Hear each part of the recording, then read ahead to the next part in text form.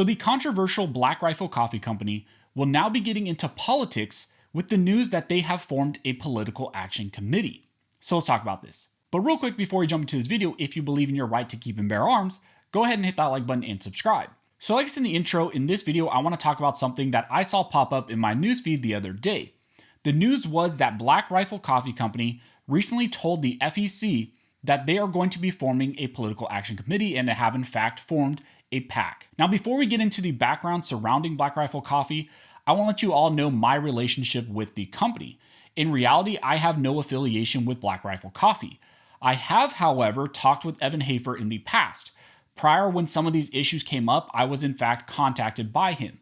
That was because when some of these things originally happened, I put out a video with my personal opinion on what was going on. Also, I want to make clear that I am an affiliate of another coffee company called Blackout Coffee, where I get small commissions for selling their stuff. So that some of you could say, well, I'm biased because I work with a different company. I just wanted to put everything out on the table so you guys can know the relationship I've had in the past with Black Rifle Coffee Company and relationships I have with other companies as well, who some consider to be their competitors. So now that everything is out on the table, let's talk about Black Rifle Coffee.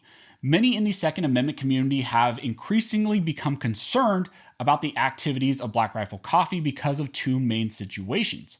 The first was the major blowout in regards to Kyle Rittenhouse. As many of you recall, in November of 2020, Kyle Rittenhouse made bail. In the first picture of him after making bail, he was seen wearing a Black Rifle Coffee Company shirt. One of the ambassadors of the company of Black Rifle retweeted that picture of Kyle wearing the shirt, and he also put a personal affiliate link to Black Rifle Coffee on that retweet.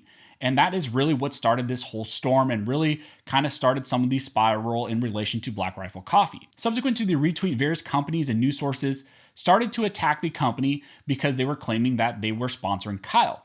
In my prior discussions with Evan, he also mentioned that they started to receive calls from their vendors, distributors, and also from their own bank talking about pulling the plug on them because of this picture indicating that Kyle was sponsored by the company. Because of this and because of this pressure, Black Rifle Coffee decided to put out a statement.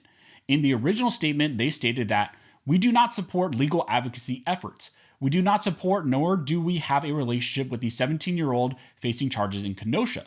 We believe in the integrity of the legal justice system and support law enforcement officials. Essentially, the company was trying to distance themselves the best they could from the claims that they were sponsoring or supporting Kyle. Well, these statements distancing themselves from Kyle clearly upset many of us in the Second Amendment community and the Second Amendment side of the coin, because many of us, me included, in fact, support Kyle and support what he did. And many of us argued that Kyle was 100% justified in his actions, which now we all know is actually true. After the circus that was his trial, after the Kyle Rittenhouse trial, we know that he was acquitted of all the charges, that he was 100% justified, he acted in self-defense, and he acted in accordance with his 2A rights. So after the statements that they released in regards to Kyle, many people in the 2A community were very upset, and many people started to look deeper into the company.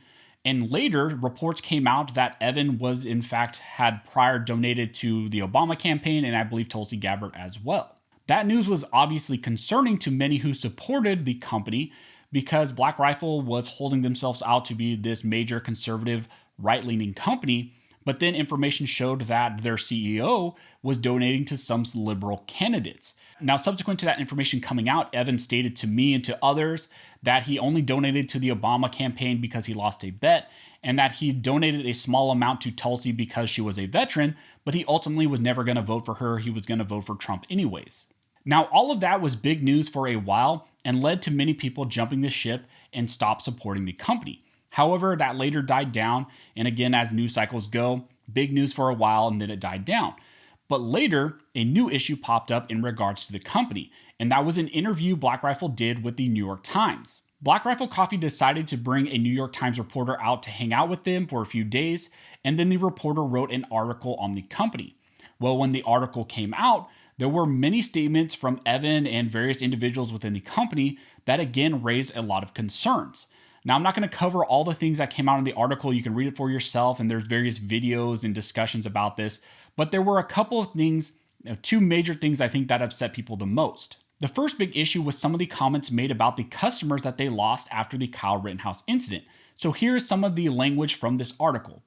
From Evan and Matt Best, they stated, "You can't let sections of your customers hijack your brand and say, this is who we are. It's like, no, we define that. It's such a repugnant group of people," Hafer said. "It's like the worst of American society, and I got to flush the toilet on some of those people that kind of hijacked portions of the brand. The racism really pisses me off," Hafer said. "I hate racist, proud boyish people. Like, I'll pay them to leave my customer base.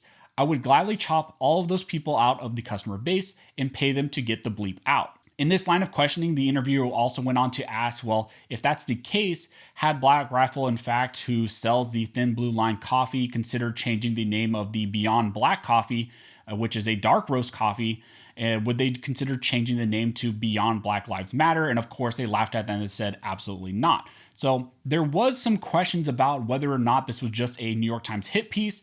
But again, the company is the one who decided to have them out, and they're the ones who made these statements. From the discussion, many people got the impression that Black Rifle was attacking many of their conservative customer base and playing into liberal narratives of specifically about their customers.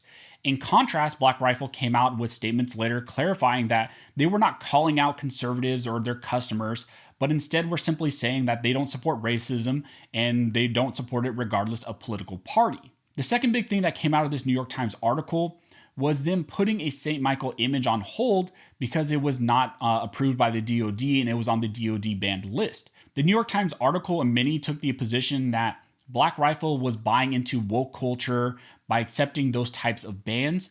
In contrast, Black Rifle said that it wasn't them just buying into woke culture, but they had a lot of images that they planned to release, that they planned to use for marketing, but were flagged by the DoD. Some images are kind of a no-go, so they kind of put them on hold. Their legal department said put them on hold, and they wanted to look further into some of these things because if they were to use some of these images, then they would not be able to send their products overseas to veterans, and that's kind of their whole goal. So that was kind of their position on why they were putting that specific image on hold. Now, again, if you want more details on all of this stuff, there are a slew of videos out there discussing all this more in depth.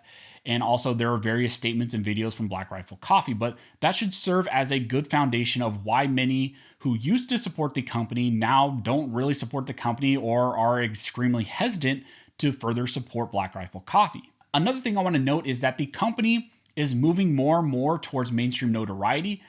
They have more physical stores that they're opening every single month, it seems like. And recently, the company also went public, which is a very big deal. Now, with all of that as the background, the company is now creating a political action committee and stepping into the political realm. Now, what is a PAC? A political action committee or a PAC is organized for the purpose of raising and spending money to elect and defeat candidates. Most PACs represent businesses, labor, or ideological interests. PACs can give $5,000 to a candidate committee per election. They can also give up to $15,000 annually to any national party committee and $5,000 annually to any other PAC. PACs may receive $5,000 from any one individual per calendar year, and a PAC must register to the FEC within 10 days of its formation. So the main goal of a PAC is to receive money and to spend money to elect and defeat political candidates. So Black Rifle Coffee has formed a political PAC and will be stepping more into the political sphere. Now, what would I expect their main focus to be? Well, it's no secret that Black Rifle Coffee focuses heavily on veterans issues, and I would expect very much so that a lot of their support, maybe their whole emphasis of their PAC, would be in regards to veteran issues. Another big question is how engaged will they be in other issues like Second Amendment issues? They have received a lot of scrutiny on their 2A ideals in the past, and this political action committee could be a good way for them to actually advocate for Second Amendment rights. I know Matt Best from Black Rifle Coffee Company recently donated $100,000 to Firearms Policy Coalition, which was a legit donation, and that is absolutely amazing. I applaud him for doing that. I would love for them to donate to other organizations as well.